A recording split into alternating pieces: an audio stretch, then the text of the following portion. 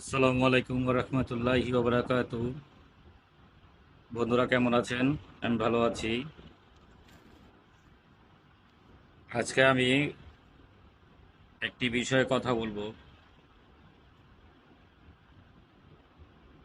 কোরআন ভিত্তিক নুক্তা, কোরআন তত্ত্ব থেকে আমি একটা কথা বলবো। ইমান। ইমান অর্থ বিশ্বাস। সকল কর্মই বিশ্বাস নির্ভর। বিশ্বাসকে ভাগে ভাগে ভাগ করা যায়, যেমন এলমাল ইয়াকিন, জ্ঞানগত বিশ্বাস। আইনাল ইয়াকিন, চোখে দেখা বিশ্বাস। 3 নম্বর হচ্ছে ইমান বিল গায়েব, না দেখে বিশ্বাস। এবং 4 নম্বর হচ্ছে হাক্কুল ইয়াকিন, প্রকৃত বিশ্বাস। ইমানদারকে ইমান আনার নির্দেশ দিয়েছেন আল্লাহর প্রতি, ফেরেশতার প্রতি, নবী রাসূলের প্রতি, কিতাব কুরআনের প্রতি, আখিরাতের প্রতি। আল কুরআনকে আল্লাহর কিতাব হিসেবে বিশ্বাস করে।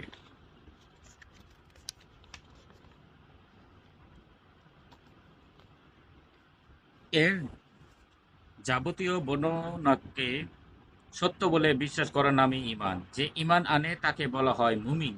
আর মুমিন সম্পর্কে পূর্বে আলোচনা করেছে।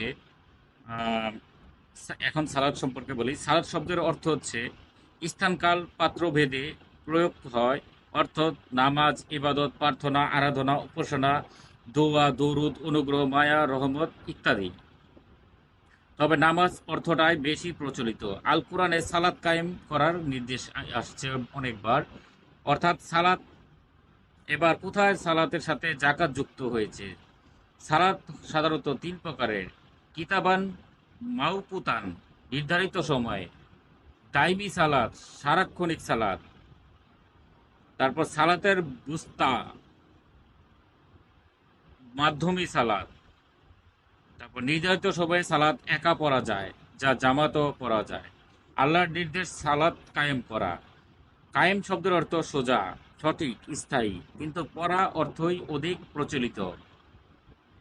ভাষায় হেরেফের যা থাক, সালাতের উদ্দেশ্য একটাই, তার তা হলো সালাতের আল্লাহর জেকের করা, অর্থাৎ আল্লাহকে স্মরণ করা, মনে করা। সালাতে আল্লাহর জেকের হয় বলেই তো রাসূল সাল্লাল্লাহু আলাইহি ওয়াসাল্লাম বলেছেন, আসসালাতু মিরাজুল মুমিনিন, অর্থাৎ সালাতে মুমিনের মিরাজ। আরো বলেছেন সালাতে আল্লাহর সাথে কথোপকথন হয়।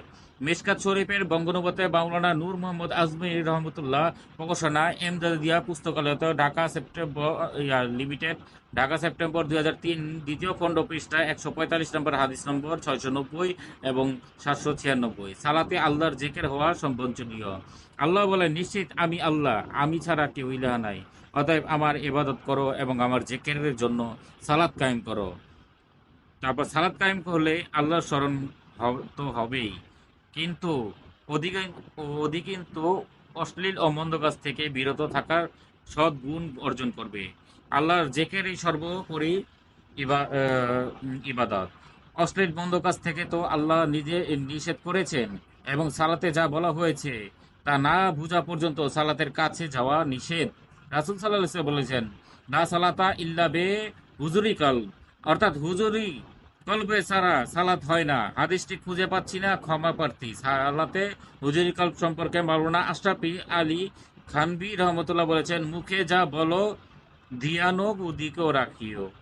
দ্রষ্টব্য বেস্তীয় জেউর, উর্দু দেওবন্দ থেকে প্রকাশিত, খ্রিস্টানম, হ্যাঁ, 532, সপ্তম খণ্ড, পৃষ্ঠা নাম 22। রাসূল সাল্লাল্লাহু আলাইহি ওয়াসাল্লাম দৃষ্টিতে তথায় নিবদ্ধ রাখবে, যথায় সেজদায় দিবে। মিশকাত নম্বর 931। সালাতের শুরুতেই তো আয়াত পাঠের বিধান আছে। নিশ্চয়ই একনিষ্ঠভাবে আমি আমার মুখ করলাম তার দিকে যিনি আসমান জমিন সৃষ্টি করেছেন, আর মুশরিকদের অন্তর্গত না।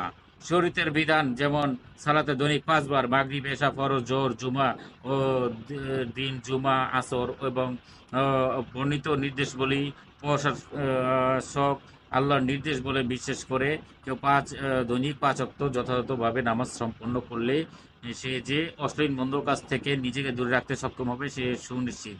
যে ব্যক্তি আল্লাহ সম্পর্কে অতটুকু জানে এবং বিশ্বাস করে যে আল্লাহ সর্বোপরি ক্ষমতাবান, যা ইচ্ছা তাই করতে পারেন, সব সৃষ্টি অন্তর বাহিরে খবর রাখেন, সব শোনেন, সব দেখেন, আল্লাহর কাছ থেকে কোনো কিছু লুকাবার শক্তি কারো নাই, তাই হলে সে ব্যক্তি দৈনিক 5 বার আল্লাহর সাথে কথোপকথন পর কোনো প্রকার অশ্লীল ও মন্দ কাজ করার সাহস পাওয়ার কথাই না।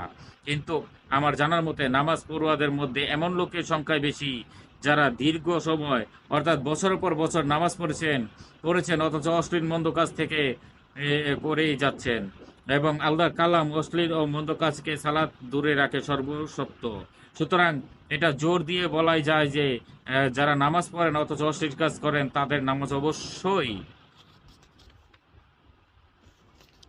অবশ্যই ত্রুটিপূর্ণ।